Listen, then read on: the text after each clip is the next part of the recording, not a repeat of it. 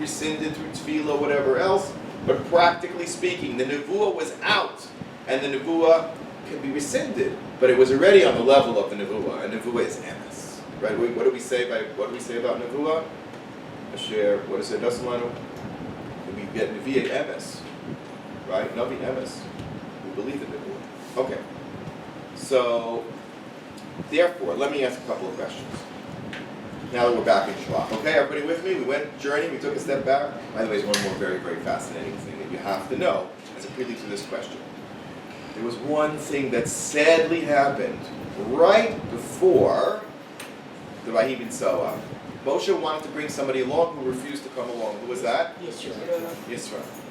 Yisro, the Zaidi of Gershom. Gershom doesn't like hearing that Moshe Rabbeinu is not going to go to Eretz Yisrael, because his Zaidi, Yisro, was the one who got the first Shivim Skanim together, and they were supposed to go to Eretz Yisrael, right? Moshe, what son wants to hear that their father is no longer going to be king? And the truth is that Moshe davened that Gershom and Eliezer should succeed him. You know that? Yifgad Hashem al Keruchos, the Navi says in Parshas Pinchas, that he davened. He asked Hashem, who's going to take care of these people? Who's going to be the one? Who is the one? And so Hashem says, it's not your sons, it's going to be Yeshua. Why? Because they put people pasuk. Because they didn't live in Mitzrayim, they didn't go through that whole thing. Maybe that's why. He had Sarah's. He had what? Sarai. He had the Yud of Sarai, right? Yeshua gets the Yud of Sarai, which is very, very important. He gets it right now. He gets it in Parsha Shlach. That's another question. Why does he get it? Not earlier or later. But Yisro left. Now, Yisro's leaving was far more significant than you imagine. Okay? Because where does he go? In order to, I thought to convert his family, right? And we find that when the Jews in the beginning of Sefer Shoftim start to conquer Eretz Yisrael, and Yehuda is the first one in charge, and who's one of the first people that appears there and says, I want my peace? Kalev, who wanted which land? Hebron, which was promised to him, right? Hashem said so. So, but the very first place that they conquered was where? Not Hebron. Yericho. Now, who lived in Yericho? Racha. And subsequently, after the conquest, and who did she marry? Yeshua. Imagine if I think of the shidduch now. What a shidduch. What a shidduch. A belt shidduch. What yichus. A lot of people came to that wedding because a lot of people knew her. In a biblical way. So. They were delighted anyway. Anyway, we'll get to Racha in a second. So, What happened to Yitro? Yisro reappears, at least in the form of his children and grandchildren. They were given a special piece of Eretz Yisrael. Listen to this. No one knew exactly yet, except Moshe, but certainly Yeshua didn't know, and nobody else knew. They died with Moshe Rabbeinu, where Yerushalayim was going to be, where the final resting place of the Mishkan. Remember, there were 7 stations of the Mishkan before it finally gets to Rabbi. And no one knew. Who discovers it? Shmuel Hanavi together with David HaMelech. But up until that point, there was not. So what they did is they set aside 500 dunams by 500. I don't know if it's dunams, but 500 by 500 amos. It's called Dushna Shel Yericho. Deshen, like Shumas HaDeshen. Dushna Shel Yericho. And he says, you know what? Any tribe that will end up having to donate from their land to be the site of the base of Mikdash, the future Mikdash, will get this as compensation. And who was allowed to live there in the meantime? Yisro and his children. In Yericho? In Yericho.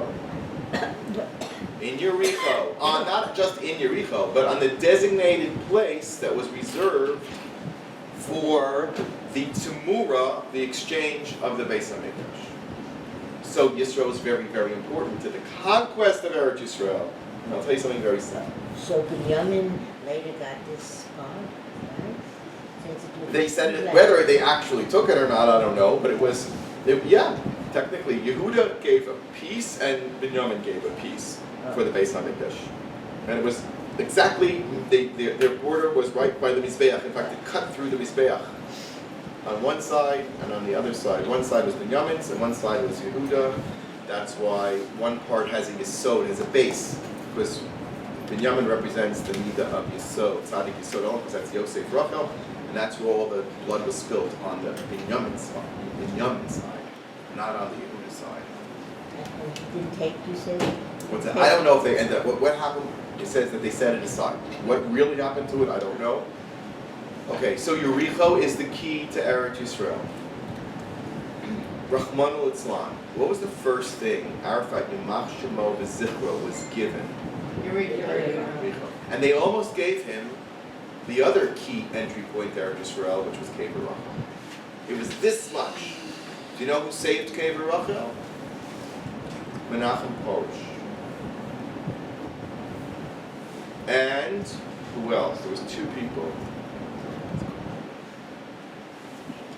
That they went into Rabin with screams, Mama Rachel, Mama Rachel. And they screaming, crying, carrying on. And so Rabin, who was oblivious to anything, said, show me the map. They showed the map, and he redrew the lines. I didn't care about Yosef's cover. Yosef's kever also. Nobody fought But that. you see, these are the keys to Eretz Yisrael. Because Mashiach ben Yosef, the children of Rachel, are the key to coming back to Eretz Yisrael. The final kingdom is Yehuda, that's true. But that is after Yosef and Mashiach ben Yosef do their complete job. What is their complete job? Get us out of Galus, bring us en masse into Eretz Yisrael, and organize Klal Yisrael with full unity, just like Yosef did, and build the Beit HaMikdash in tandem with Melech HaMashiach on Yehuda's side. His torch gets passed once the Beit HaMikdash is here. Then it is like David who passed the torch to Shlomo. Shlomo rules the world. The Jewish people will eventually become the go-to nation of the world, not just the start-up nation, but the end-up nation, because everybody's going to end up here, looking for advice, counsel, wealth, and it's starting already. It's really starting. Even I see a little bit about this whole thing with this peace plan of $50 billion. If you were in Israel like in the 60s and the 70s, come on, you didn't even have an asimon. You know what an asimon was? You know, you had to make a telephone call. You know, you had to go to the post office to make a telephone call. I used to call my parents. You're over 20 years for nothing, right? Right, and who had a phone? When you had to go to somebody's house, there was those white phones that you could barely dial. You call America, oh, hello. You barely could hear anything in America. And it said, talk for 1 minute, talk for 2 minutes, because it was like expensive. $20 a minute or something. $27 You gotta go to the post office. You gotta make a Post call to office. the post office. Okay, I remember I was here the day after Entebbe. I was able to be here the day after. It was an amazing time in the country. My first trip to Israel, I was a kid. And they still had, the old Coca-Cola bottles with the caps. No cans. There were no cans. We didn't get the cans yet. You understand? It's a primitive country. It was a sleepy little sleepy little farms. There were farms, There were Jaffa oranges, maybe some diamonds. Okay, fine, so they got the diamonds. That was it. That comes from the ground too. Green toilet paper. No, that's if you're going to use the words 50 billion anything, you laugh. By the way, do you ever go to the Air Force Museum? I would recommend this trip. We took the kids. The Air Force Museum is down in Yericho. And it has a whole collection of planes that whoever flew for the Israeli Air Force. They even have the helicopter that brought Sadat and Begin in together. It's like a piece of junk garbage. And I look at some of these planes. I have to tell you something. I said, this bag of bolts went off the ground. I would never believe that such planes. There's a wonderful movie. Yeah. Nancy Spielberg did it. What's it called? Above and beyond. Above and beyond. Okay. It's unbelievable. About the Israeli Air Force. Yeah. I can honestly tell you that it was an open miracle that any of those planes made it off the ground. Yeah. An open miracle. Because these planes were such garbage. And they got better. They got the French Mirages in the 50s. They were a little bit better. Until they got now what they have. To go from what they had to what we have in such a short period of time is illogical, unbelievable. 50 billion for infrastructure projects. Oh yeah, no problem. Yeah, that's coming to Israel. So, the great wealth. The great wealth is turning. But the key to it all is Yericho. They gave Yericho away with two hands here. I cannot begin to comprehend how the Jewish people were so foolish that they didn't see the symbolism of handing Yericho to Arafat. What about a bias? We gave that away. Well, that was already in '67. I'm talking about. I'm talking about now. I'm talking about this happened Yeah. now. What happened now? Besides, anyway, let's go back. So here we are after the Miraglim, and we read the Haftorah, and we get to Sefer Yeshua, and what's the first thing Yeshua does once he gets everybody inside Eretz Yisrael? Sends spies to Yericho. What? Are you going to go back that disaster? What a disaster. Very low key, though. What a disaster. So first of all, question number one. See, if finally after 45 minutes I got to my questions on the question. It's a very long introduction. My question is, why did Yoshua bother sending spies? He What? corrected the problem. Okay, hang on to that. He was fixing something. Why only two? Why didn't they go around? It says 40 days in each direction they were supposed to go. Hashem doubled their speed so that they could cover 80 days worth of up, down, back and forth in 40 days. This took all of what? 1 day? They were there overnight. And then they ran into the mountains for 3 days. The whole thing was less than a week. Okay? The going and the coming, less than a week. What was the point of such a thing? And what is this business with Racha? And why are we so open about, okay, if it happened, okay, fine, yeah. But but he has to marry her? Wait, who are her children? So the Gemara says, Megillah, a couple things about Racha. Number one, she had 8 children who were Nevi'im, including 2 of our greatest Nevi'im, Yeshai and Yecheskel. Yecheskel, who saw the Nevuah of the ultimate Beit HaMikdash. You're from Yericho to Yecheskel, to the end of days. That was how important Racha and Yericho are. Okay? Now, she's also one of the 4 most beautiful women to ever live. Now, of course, you have to take these stories with a little bit of a more sophisticated approach, but why not? Now, who are those 4 women? Sarah was one of them. Esther, according to the opinion that she wasn't green. Now, we know what green means. No, it means that they were like Indians. Like What? Timony? Dark skin. Ah. She's called Isha Kushis, which is also makes us. Oh, so what happens? Okay, I'm sorry, I left this out. Eldad and Medad give the nevuah. The word gets back to Moshe, and Miriam speaks out against Moshe. Why? Because he heard Zipporah complain. Said, Eldad and Medad got nevuah like from Hashem, like Moshe did. Oh, that's the end of their marriage. And Miriam is astounded. And she just speaks to Aaron. She didn't even mean anything bad. She goes, what happened to Moshe? Moshe is dying. A dead person doesn't need marriage. An angel doesn't get married. A human being gets married. Moshe had crossed over the line from man to angel. Angels aren't married. They're busy with Hashem. And angels don't die. So Miriam could not comprehend the fact that she was losing her brother. Miriam, like she always does, what is Miriam's job? Rescue Moshe. This is a tremendous insight. Miriam's Lashon Hara was an attempt to rescue Moshe. From what? From going off beyond the human pale into something else. And then Hashem proves to Aaron and Miriam that they're much different than them. Because they were always a team. It was always Moshe, Aaron, Miriam. Moshe, Aaron, Miriam. Moshe brought the mud. Miriam brought the water. It's like a picture. Miriam brought the water. And Aaron brought the protection. He brought the blanket. And it was a picnic.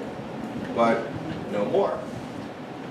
And Miriam also experiences mortality, death, because she becomes a Mitzorah. Now, Mitzorah was somebody who sent not only the camp of the Mishkan, not only the camp of the Levium, but out of Klal Yisrael all together. So it was a real death, and that's what Aaron davens for. He says, "Let her not be like a baby who's born with half a baby that's born with half." He says, "Listen, she's our sister. We were born together. We came from the same womb. Don't allow her to die." Well, don't allow her to die then means you got to recognize that you are, by definition, on different sides of the lifeline right now. Right now you are.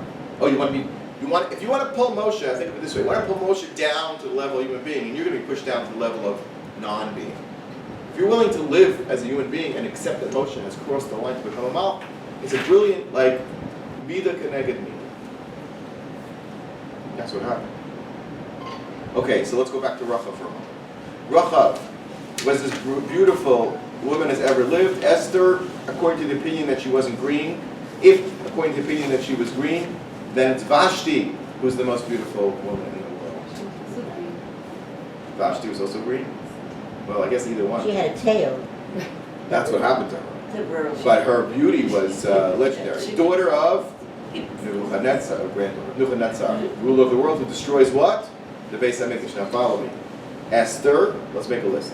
Esther, Sarah, okay, Rachav, and the other one is Abigail. Now Abigail is an interesting person.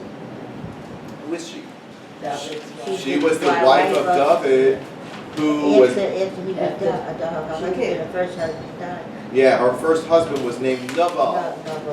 He refused to accept David as anything but a scoundrel, nobody. Really, when he was a royal, he had the royal guard protecting his sheep, and he came to as it says in Sefer Shmuel, he came to ask. David sent his men to ask for, payment, because that was the day that they were Gazizas said they were taking off the wool, they were having a big barbecue, and this is payout day, payday. He says, Moshe, David said we provided security. And he was foolish enough to say, I don't recognize you. And that was on Rosh Hashanah. And he dies 10 days later on Yom Kippur. He's given 10 days because he gave 10 drinks of water to David's entourage.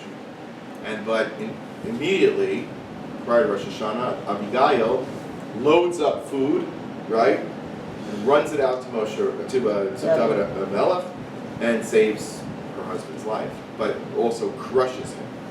Abigail is then taken for David as a wife. Says the Mishnah in Sanhedrin, a king may only have up till 18 wives. And some opinions say no, he can have as many as they want as long as they're not influential.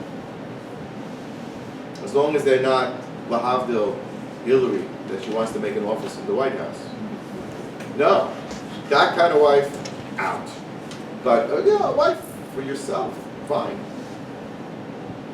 And they said, so why does it say 18? He says, because you might have thought that a woman as righteous as Abigail might be an exception to the rule. So Kamash Malan, no. Abigail is given the of all the wives, of course, besides Bathsheba, David's ideal wife. David's ideal wife was Abigail. Why? Because she represents the recognition of Malchut Yisrael. She accepts God's kingdom in the form of David HaMelech. That was what she was brilliant enough to do. Who else was brilliant enough to do that? Rachav was brilliant enough to realize that the kingdom had passed over to the hands. She accepted Malchut Yisrael. So therefore she is the Malka. So did Sarah. And so does Sarah. Why Sarah? Because she was the Didn't want one to who share with came Ishmael. who came to recognize that Ishmael is out and he's not part of the Malchut. And Esther, because she was able to save Klal Yisrael from Amalek and rebuild what? Yerushalayim, return the Malchus. Ad Chatzi HaMalchut Bateyas. What's the Chatzi HaMalchut? The midpoint of the Malchus was Jerusalem. That's what Esther was instrumental in returning. So she's Esther HaMalka, Malka Shel Malka Ir HaMalchus, which is Yerushalayim. Through her son. So these four women were the most beautiful in the world. What do we say? Yerushalayim is what? Yefeino Nisos Kol Haaretz Kiryas Melech Rav. They were the ultimate queens. These four women. Now Vashti was the anti-queen because Nebuchadnezzar was given Yerushalayim, but Nebuchadnezzar is not a simple character. Hashem literally raised him above. He was the greatest monarch in the history of the world, other than Shlomo HaMelech. So he has Malchus, and ultimately it was through the death of Vashti that Malchus comes back to the Jewish people. Think about it. So Nebuchadnezzar actually has a hand not only in destroying Yerushalayim, but in rebuilding Yerushalayim. Hence, I just want to finish this point. Why does Yeshua marry Rachav? Beautiful. Because she was beautiful? She saved him. So And she could there. She That did. was lost. That he had blood separated from Abraham. Listen to this. Yeah, there are a couple tikkuns. What is Yeshua? Who's important to Yeshua? Really, one person is important to Yeshua. Moshe. What did Moshe do with his wife? What does Yeshua do? Takes this wife, the foreign wife, the Isha that comes from Geirim, that comes from the ultimate Ger Tzedek, who was Yisro. Rachav is a Gioris Tzedek. She is the epitome of Yericho, which is given to Yisro. They represent the nations of the world who accept Malchut Yisrael. And those people, for all they're steeped in Averos, if they rise above and they see Malchut Yisrael, they will have a chelik of the Geula. Not only that, but what a chelik she got. Much like Rus, she gets Malchus. Much like Rus, she gets Nevuah. Now Rachav is also, I'll add this, the word cherev, sword. Sword of conquest. Because when Rachav came to the truth, right, then what happened was the good that resided within the nations of the world, like Yisro, was redeemed and connected to Am Yisrael, which is the ultimate thing that Moshe Rabbeinu wanted to do all along with who? The Erev Rav, who brought it down. So by marrying Rachav Hazona, then Yeshua fixes and completes the job of Moshe. Why only 2 spies? Why not 12? And why Kalev again? He'd been there, done that. And why only 1 day? The answer is, it was only, Rashi tells us that the portions of land of the 10 spies were given over to Yeshua and Kalev. Were given to them. So they encompassed all the 12 tribes. You understand? They whatever the 12 Meraglim were supposed to be in a good sense, were represented by Yeshua and Kalev. Now, one thing that they didn't do, the spies, they did a lot, but they didn't do one thing.